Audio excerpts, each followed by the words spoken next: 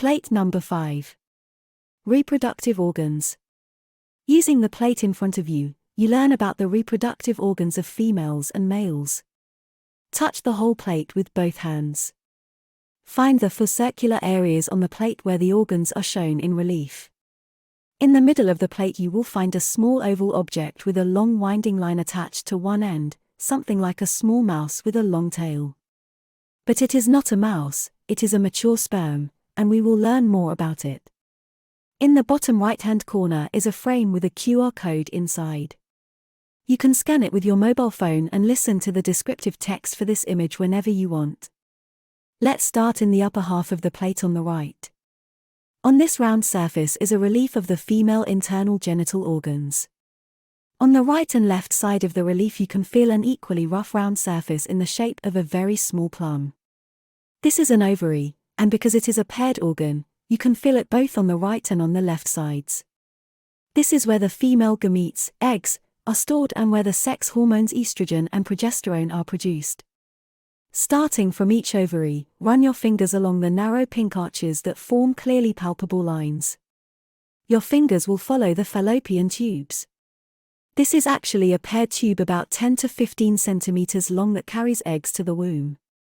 The fallopian tubes also guide your fingers into the uterus in the center of the relief. The uterus is pink and pear-shaped. Looking down, you can feel the cavity of the womb, then the narrow cervix, which leads into the vagina.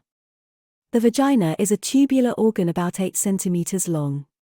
This is where the beige area of the inside of the body ends, and below the vaginal vestibule you feel a deeper area, that is, what is already outside the female body. Move your hands to the left side of the plate onto the circular relief surface in the shape of an egg. This is the outer part of the vagina.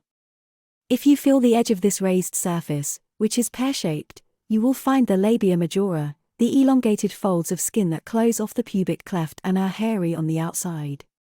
Palpate the area inside, where you will feel the palpable line of the labia minora, which surround the vaginal vestibule. A little deeper you will find another palpable line that surrounds the narrow, long area of the vagina proper. The inside of this area covers the pinkish-red hymen in the vaginal vestibule, with an opening for menstrual blood to flow out, which you can feel as a slightly deepened narrow area. Feel again the first line that you have already identified on the labia minora. There, at the upper, tapering end, you will feel a clear point that represents the clitoris.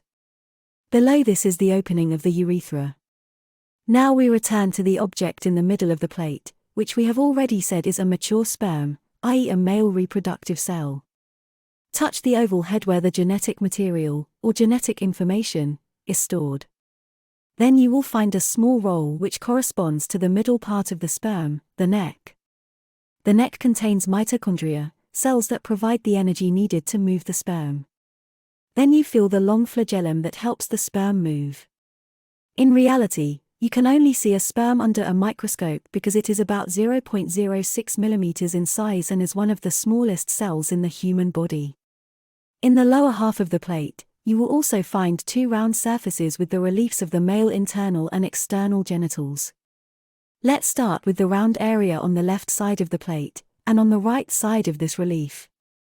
The large pink egg-shaped area is the urinary bladder. Below the urinary bladder you can feel a smaller, similar red area corresponding to the prostate gland.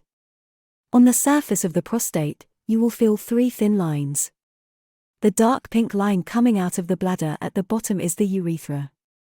To the right is a short line at the end of which you will find a pair of egg-shaped organs called the vesicle glands. They produce a mucus-like substance that protects the sperm. There is another line that runs to the right and up, then in an arc around the urinary bladder to the left and then down. This is the vas deferens.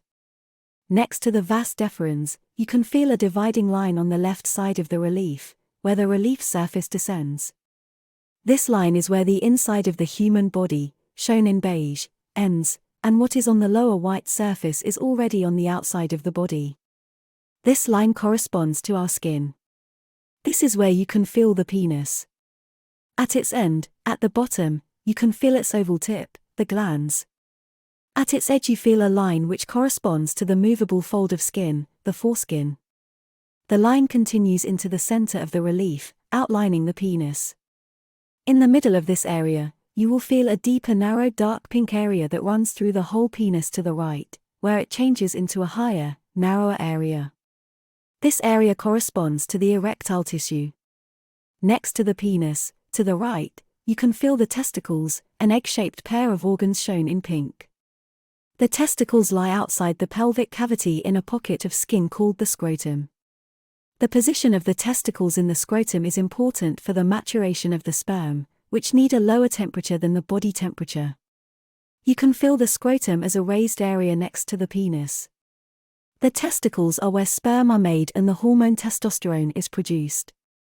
To the right of the testicles is a narrow, dark pink, slightly lower area called the epididymis. Remember the vas deferens, the red line that curves around the top of the scrotum. The vas deferens carries sperm from the epididymis into the urethra and connects to the outlet of the seminal vesicle. Before entering the urethra, the sperm passes through the prostate gland. Return to where the urethra emerges from the bladder and follow this line down through the arch into the penis, where it enters the glands at its end. Examine the relief on the right side of the plate. Recall in turn the bladder, the large oval area, the similar smaller area below the bladder, the prostate gland, the small vesicle glands in the right part of the relief, then the vas deferens which carries the sperm from the epididymis to the urethra, joins the outlet of the vesicle gland and passes through the prostate gland before opening into the urethra. Remove the beige upper part of the penis from the relief. On the inside, follow the urethra as it runs from the bladder to the opening at the end of the penis. Also on this part, at the end of the penis, identify its oval tip, called the glans, and its sheath, the foreskin. Remember also the indented narrow dark pink area in the middle of the penis surface, shown in relief on the left, which runs through the whole penis until it merges into a higher narrow area on the right. We have already said that this is the corpus cavernosum. In this relief, the corpus cavernosum is active along its entire length and the penis is stiff and erect during erection.